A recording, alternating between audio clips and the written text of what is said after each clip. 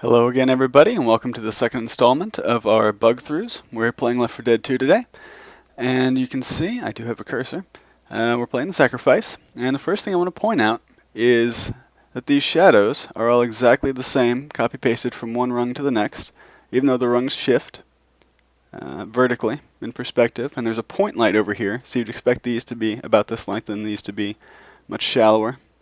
And joining a campaign game seems really odd if you're just doing single player, because you're not joining a game, you're just starting a game. As you can see, the interface has taken a hit. We used to have names for our posters on top of which character you were, and they were all located based on the character, and your name appeared, and it was really cool. But I guess you guys didn't have time for that with the year turnover, so we're just have text down here. And so we're going to run through this kind of quick, because it's nowhere near as action-packed as far as bugs and flaws as our Half-Life 2 Episode 2 episode was. And now, back to walking? Lewis complaining for once. Good, son. I'm trying to keep my head up, Bill. Oh, faithful Lewis. Alright, so first thing I want to show you guys is we're going to come over here and check this building out. And you can see that here, there's a diagonal seam on this wall between brick and miscellaneous destructed city wall texture. And then over here we have two issues. First off, and I apologize for all the jumping you're going to have to endure here.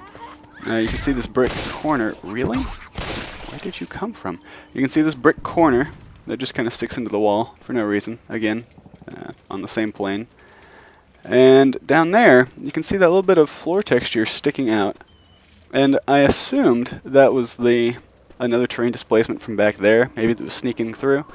But it turns out it's just that back right corner of the building, standing from here, has a floor that pokes out. So like if you were to go through this garage door and all the way through to the back, from about here on down, there's another floor in there that's you never see, but it's poking through that wall. So we're playing as Zoe, and that'll come in handy in a second. I'm going to grab that shotgun and show you something there. I also want to make note of the barrel physics and the hittable item physics in general in Left 4 Dead 2. In Left 4 Dead 1, these behave much more normally, more like you would expect. But they teleport in Left 4 Dead 2. So you can kind of play with them. Get them to transcend boundaries, phase into things. So all kinds of fun. So we're going to hop on down here and grab the shotgun, as I promised. And you can see that Zoe's hand doesn't really grab the shotgun. She's just got her hand floating underneath the gun. So, I don't know how she reloads. I guess it's telekinesis. She does grab it a little. I think all the characters have this problem. Francis has it some.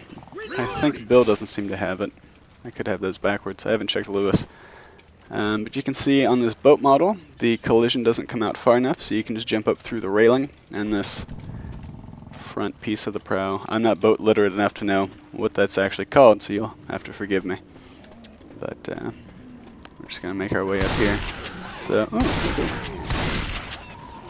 I do want to point out a little lighting finagle here, and that is you can see that there's a shadow here, ostensibly from this covering. But up at the top, there's light, and it doesn't match up from here on the corners. So I don't know how that light is getting through the solid canopy cover, but it is. And we're going to make our way on down here. I should have loaded before I came down the death corridor. Okay. So we're all good to go here. And at some point, I'll get hurt enough that my teammates will have to heal me. I'll show you something else. I do want to say I really appreciate the level design. I had to no-clip to check out that floor from the building next to where you start, and so I did a little flying around the level for the heck of it. And hey buddy. I just really appreciate how compact the level design is and how you end up pretty much going around the entire square of the space. Very nice, and the street just kind of runs all the way around. A lot of good touches in the design. I really appreciated it.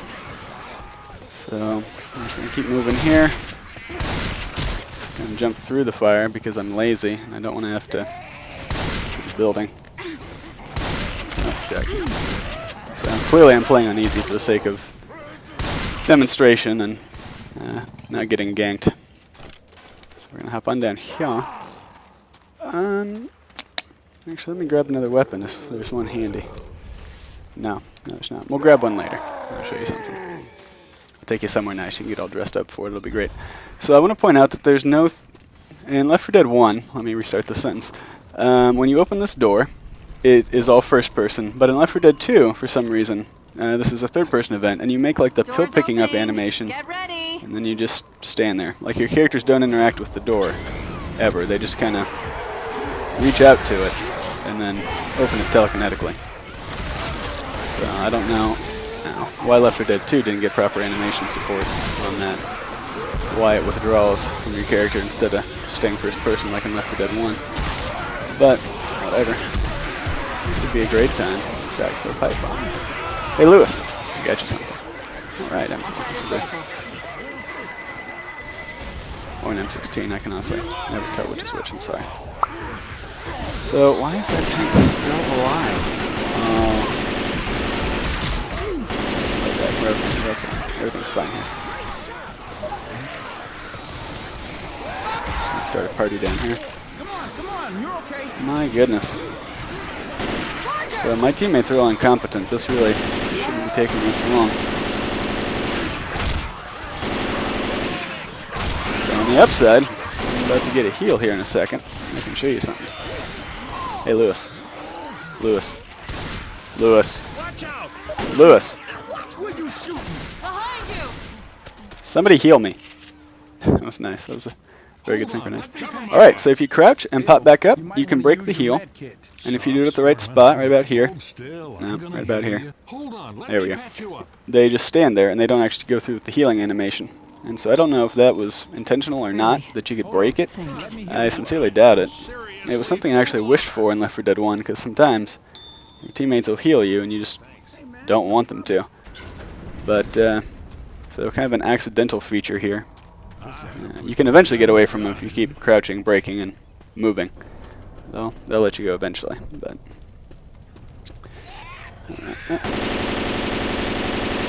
okay, so let's see if this happens on this weapon. Quick bit of zombie clearing. There we go. Okay, so I'm gonna shoot and then melee, and we're gonna see if we get a muzzle flash on the melee animation. This one doesn't work, its barrel's too long. Let's go find something a little more cooperative. Weapons over here. Might work on the AK. There it goes. So you can see at the top left corner of the screen, hopefully, that there's a muzzle flash on that animation. If you shoot and then melee quickly enough after the shot, oh, I have a pistol. There, so much better. My apologies. So as far as I can tell, this happens on any weapon that's not a shotgun. So I originally thought it was just a hunting rifle issue. That way they came to figure out that it was all of them. So I know that also happens on the hunting rifle in the original Left 4 Dead. I guess I should go back and check to see if that happens on more weapons. But, alright, so that's all the excitement here. So we're gonna go inside. Spitters everywhere. So I do want to point out that on these garage door frames, there's a seam right here underneath the handle, and there's also missing normals on the backs of these guys. So there'll be a lot of times you'll go through a pull down rolling garage door and you can see through. So as usual, there's that. Yeah, why not? Oh. So the hunting rifle actually does it after it completes the animation, which is why it was really obvious. So you'll notice that if you go back to Left 4 Dead. That'll be fun to show your friends. I need a shotgun. This is unfortunate. I've got an audio glitch that I need to show you, and I didn't keep a shotgun. Does anybody have a shotgun? You are all useless. Well, maybe we'll get lucky. Because there's a reloading glitch. Ooh, Grabbing an extra pistol. gas can. I love gas can. So do the zombies. You'll hear them scream, "I want gas can!" sometimes when they're climbing up. That looked really cool. So, we'll hope there's a shotgun up ahead. There's a ladder here that I'm going to use. It's the only ladder in the level. And for a long time I thought there was no ladder. And so I was going to try to find another one. And I found the level with the shortest start to ladder time of any level, which is the 4th level of Hard Rain. I think it's like C4, M4, Sugar Mill B, whatever, for the map name. You just go out the safe room door and then, hey, there's a ladder. So, please, not a shotgun. Alright, we're going to check the safe house. And see if we get lucky. Let's hope. Oh good, that'll distract the zombies. Faithful Lewis. Yes! Shotgun. Grabbing a Glorious. shotgun. Alright. Yeah, why not? Okay. So, good times abound here. So we're going to go back out here to the center room. I'm going to show you a couple more things.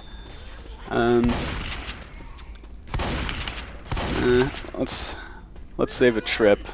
I'm going to point something out to you before we go back out there. Get out. Out! Really? Oh my goodness. He was hardy. Okay. So, you will see that there's the sun. Alright?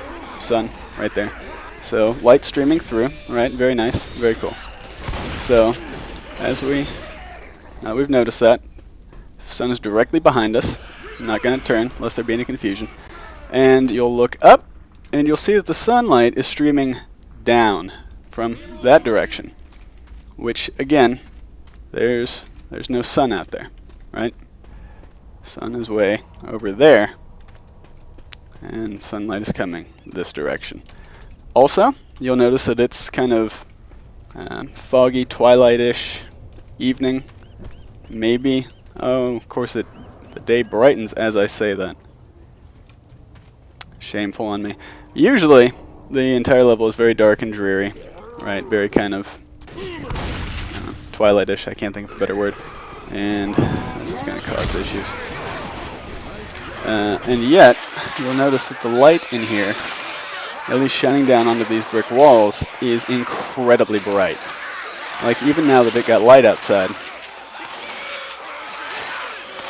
you can see that is like midday California, Nevada desert, like ridiculous. It's like CSI Miami right there. And clearly not really that bright in the real world. So, accompanying that, you can see that there are 4 crossbars for a total of 8 different sections there. And that's absolutely not reflected in the shadow there. And if you come on up, you can see they kind of did that on the lighting here, but it's just got the 4 crossbars, or 2 to make 4 sections, not all of them. And my last little quibble here with the lighting, bear with me while I move, is, actually this will give us a good view right here. Alright, so super bright, cuts off on this very hard, sharply defined edge. Comes onto this wall with this gradient, which is not how light would behave. It'd be very sharp, very stark contrast. And then brightly lit up till it gets to the floor. And again, light does not just be super bright on one wall, dark here, and then gradient back into light here. So those are my issues with the lighting in here. The last game I worked on, we had a lot of issues with alignment of sun texture outside and direction of shadows, and once you learn to look for that, it kind of drives you crazy. So my apologies, but it had to be said.